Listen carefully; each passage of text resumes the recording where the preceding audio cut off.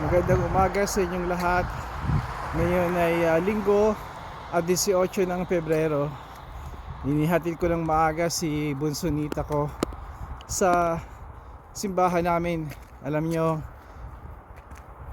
magko-choir siya ngayon, practice. Tutulungan niya yung kanyang maestra ng musika na mag-practice yung mga maliliit na mga bata ngayon. Kasama na rin ang aking bunso ni.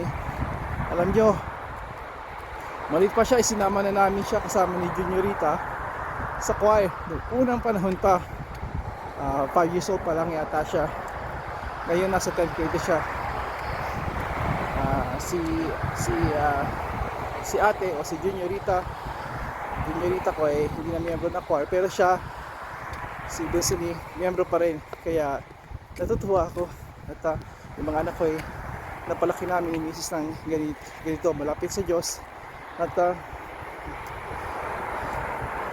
dahil hindi ako ganun eh. Natutuwa ako, napapractice nila yung mga tinuro namin sa kanila, yung faith. Kaya gusto ko lang na ibahagi ito sa inyo. At